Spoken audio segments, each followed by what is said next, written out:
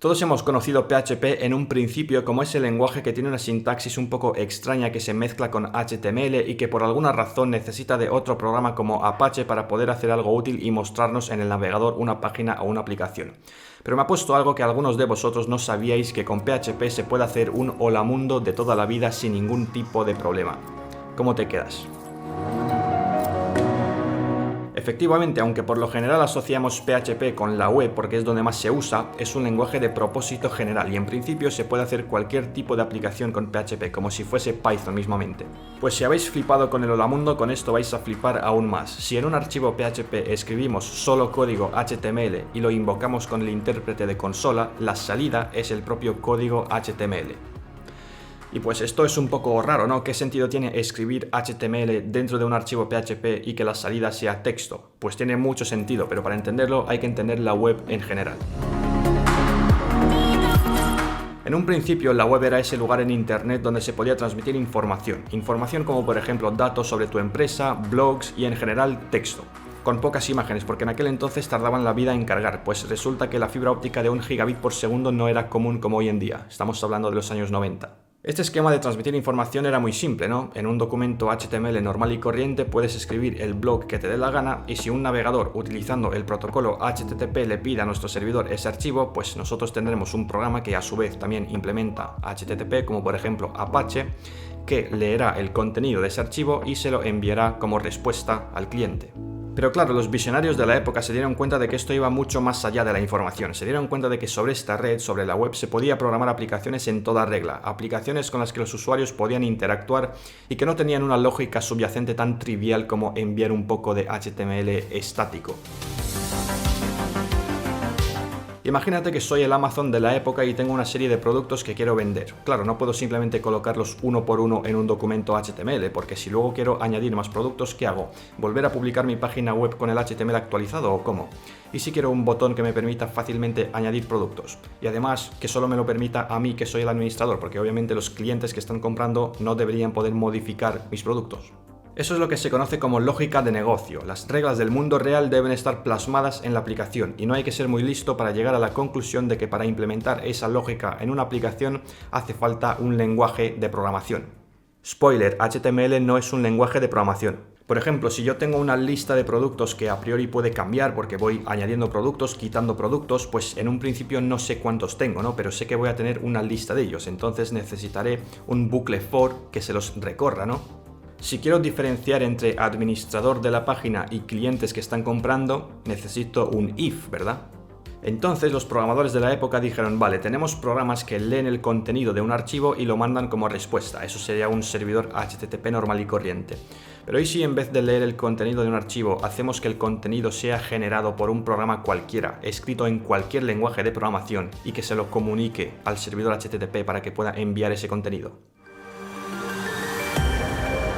Eso es lo que se conoce como CGI o Common Gateway Interface, que básicamente es un mecanismo que permite a un proceso capturar la salida estándar de otro proceso. En otras palabras, si yo escribo un print, ese print, en lugar de salir por consola, será leído por un programa que me ha invocado, como por ejemplo Apache.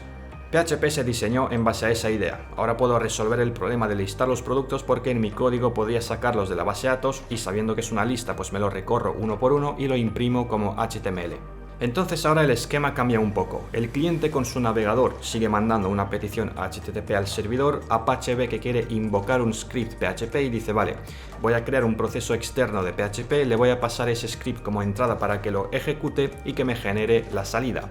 Y una vez tengo la salida, pues se la envío de vuelta al cliente. Por lo tanto, esto permite tener cualquier tipo de lógica en el servidor. Ahora puedes escribir bucles, puedes escribir ifs y por lo tanto puedes escribir cualquier aplicación que te puedas imaginar. Pero rápidamente uno se da cuenta de que poner tantos prints queda un poco feo, entonces en PHP y en otros lenguajes que implementan el mecanismo de CGI dijeron, vale, vamos a hacer que todo lo que no sea explícitamente PHP se interprete como salida. Entonces si en un archivo de PHP escribo texto tal cual sin indicarle que me lo interprete con PHP, pues la salida del programa si lo invoco por consola será el texto que he escrito. La utilidad que tiene esto es que si ahora escribo HTML, pues la salida del programa es HTML, no tengo que poner un print.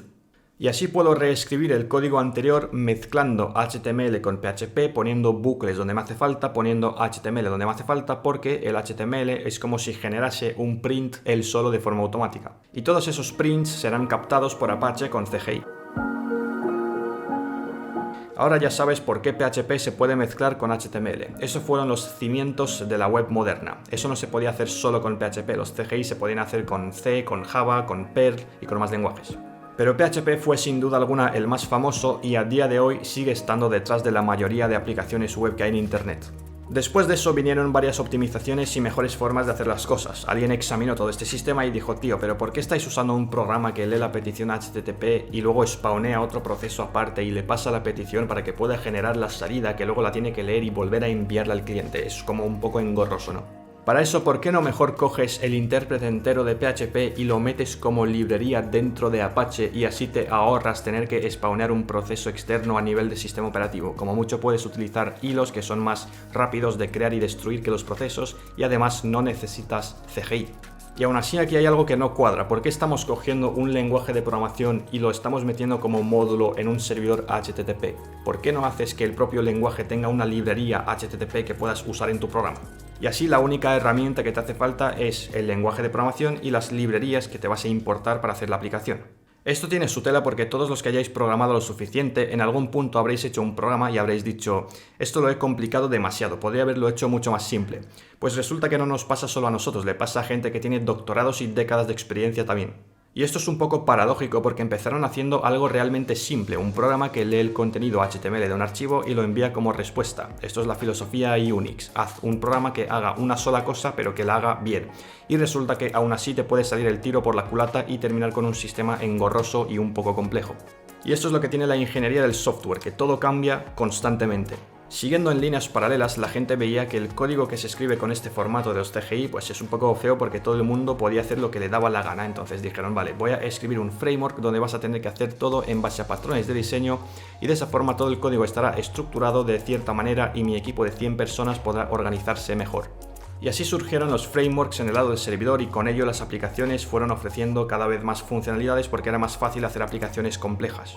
Por el lado de los clientes también había ciertos avances como las peticiones asíncronas. En lugar de pedir una página web nueva cada vez que le das a un botón como se hacía con los míticos action de los formularios, pues en lugar de eso, ¿por qué no cogemos el clic del botón, lo interceptamos con JavaScript, hacemos una petición en segundo plano y cuando recibimos la respuesta actualizamos el HTML desde el propio JavaScript? Y de esa forma no hay necesidad de estar recargando la página constantemente cada vez que haces clic. Esto permitió que surjan conceptos como las SPA o Single Page Application, que son básicamente páginas web que nunca recargan, es decir, tú le das a un botón y todas las peticiones ocurren en segundo plano, el navegador nunca está recargando.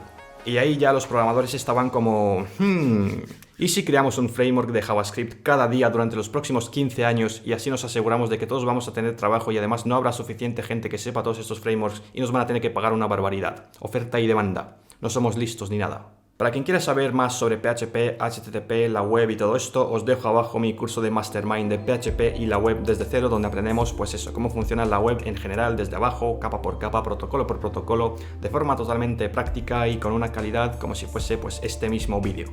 Un curso hecho tanto para principiantes, es decir, gente que no sabe absolutamente nada de web, ahí está todo explicado desde cero, como para gente que no sabe cómo funciona el protocolo HTTP. Es decir, aunque sepas escribir aplicaciones, a lo mejor no te has parado a pensar cómo funcionan los protocolos que hay de por medio.